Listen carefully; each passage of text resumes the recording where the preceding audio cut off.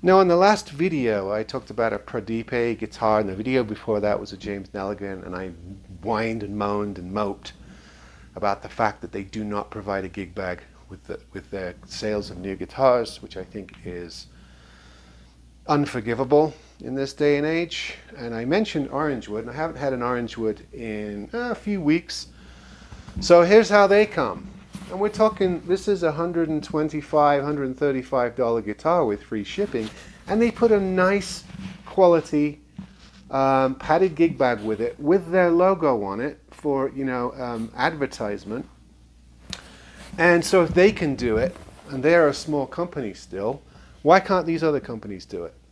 I don't get it at all. If I were a mom, a dad shopping for a first guitar for a kid, I'd want the whole package. I would want the bag, the guitar, and let's see what we get with the Orangewood guitars these days. I know that they're a lot higher quality. Look at this pack of stuff. You get a tuner, you get a free set of strings, you get a strap, you get a little guitar book, and what is this?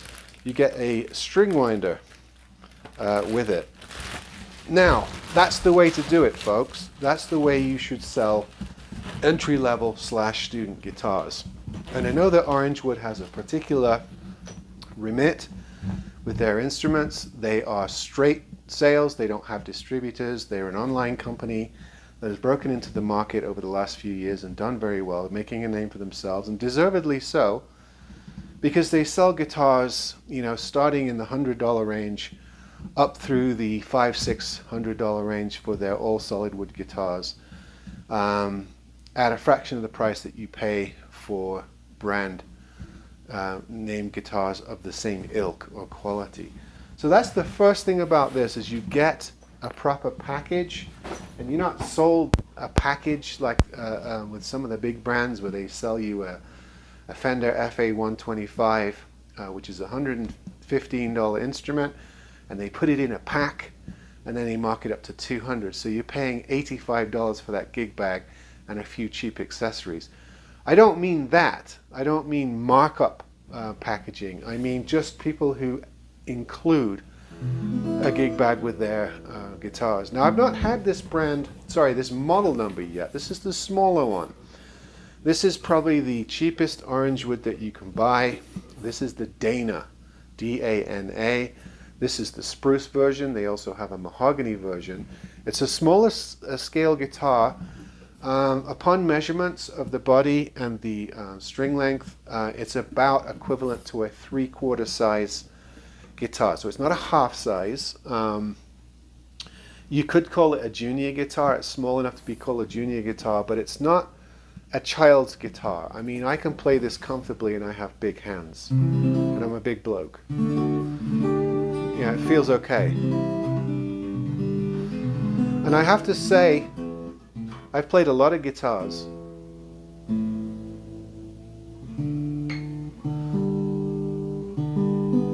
Don't do this on camera, they say. Don't put us through this, they say. I play a lot of these guitars. I've had a lot of these guitars: Washburn, Alvarez, Yamahas, lesser known guitars like Prodipe, James Nelligan, a slew of others, Idlewild, lots of guitars that do sort of a smaller, junior sized guitar. And it's always the worst of the line. It's always the cheapest quality when compared to the full size guitars. And you know the brand Donner, all the brands on Amazon. You buy the little ones, and they always seem to be slightly worse than their parent or bigger guitars. Now there's no drop off whatsoever between this and, say, the Ray, which is the dreadnought that they do with the spruce ply top and mahogany back and sides. It almost feels exactly the same in quality. The specs are exactly the same. It's fully lined, including the fretboard. Rosewood bridge, nice grain spruce. It's ply, but it's decent. It sounds very nice. Satin neck. This has a really good sound. This sounds every bit as good as the $200 Prodipe concert that I played on the last video. It might even sound a bit better.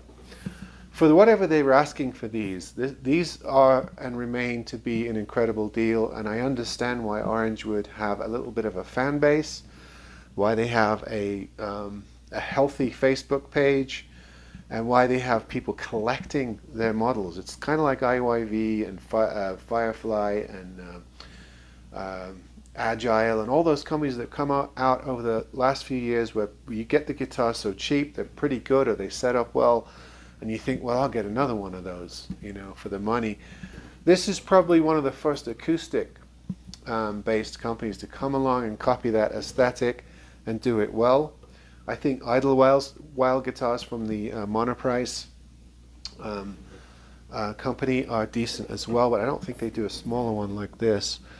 But Orangewood, I have to say, are an impressive company. Now, apparently they all get set up in California before they're shipped out. Remember, it's a mail order company. They deal directly with the customer, no middleman. That's how they keep the price down. I won't dispute that they set up the guitars, but I sometimes get them and they need work. This one didn't need a whole lot. It did need this saddle cut down because the action was too high. It did need some fret end beveling, but that's normal. That's not necessarily even the company. I see people using that factor in rating a new guitar. All these YouTubers that do guitar reviews, they factor in the sharp fret ends. I think Phil McKnight even puts a nylon stocking on his hand and goes like that and looks at the how it cuts the stocking. Occasionally it can be negligence and lack of QC from the factory, but other times it can be what happens to the physical property of the guitar during transit from where it's coming from to where it's going. Now, I live in a dry state, and I even get guilds and seagulls that need fret end beveling, because between the shipping location and me, the guitar is drying out. The wood shrinks, the metal does not. So occasionally you have small protrusions. Sometimes I have big protrusions. That sounds a bit XXX, doesn't it? Sometimes I get bad fret sprout on guitar. Sometimes it's just mild, but it's not always a fault of the guitar maker or distributor. Sometimes it's just pure, what happens to the guitar geographically between where it's shipped and where it's going to. The wood shrinks, and you have changes in the setup when it gets to you. I've learned to accept that living where I live, and so I just set up all guitars without really moaning about it. And as long as they set up, I don't really make an issue of it.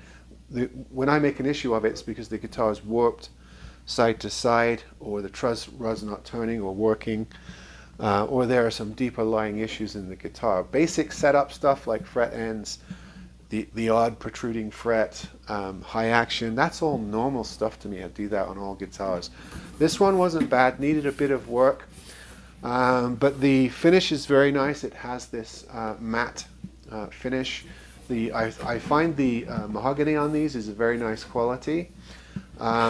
The spruce grain is a bit uneven. It's not all tight. It has some wider grain and smaller grain, so it's not the highest quality spruce, but it's not bad. It has that herringbone, the same rosette that are in the more expensive guitars as well. It's fully bound all the way along. It has the same headstock style and keys on the guitar. So they're not one of these companies that say, okay, this is our cheapest guitar, so we're going to put cheaper parts on it and use cheaper wood.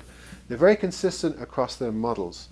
I find that their plywood guitars, their laminate top guitars, are all about the same quality across the different models. The shapes determine the price. So this one's smaller, so it's a little bit cheap. I think this sells for about $125 or $135, maybe, free shipping online. And for what you get, it's a very good guitar, as I've said of all the others. Very nice, bright sound. You could really keep this. A person could have this as a travel guitar or a porch guitar, a beach guitar. This could be your second or third guitar. And it's better than a lot of things that you could get, similar style of guitar to this. I can't knock Orangewood. I think they have got the right idea about sales, advertising, and distribution. Occasionally I get some that need work, and even though they claim to do a setup in California before they ship them out, I realize things can change en route, or maybe the setup guy that day wasn't as good as on another day.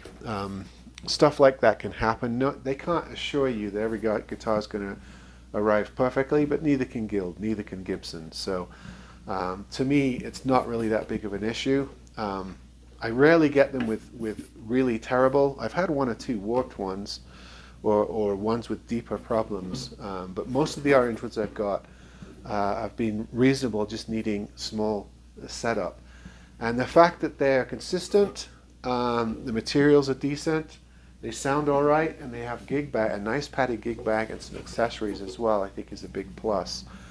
I think a lot of companies can learn from this company. I really do. I think they've set a standard for these entry-level guitars. On the acoustic side, they're not on the electric side. They've set a standard that other companies are falling short of.